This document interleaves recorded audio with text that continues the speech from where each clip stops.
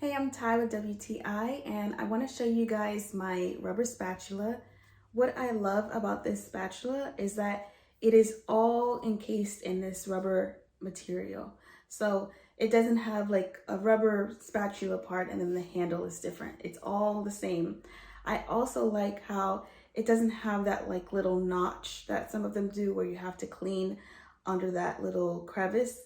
It's completely smooth, which makes it easy to clean. I've made so many different things with this, but what I love is that whenever I'm making something like cookies, it's really good at scraping every bit of batter out of a bowl. I've also been able to make scrambled eggs with these, and they have been able to withhold the heat.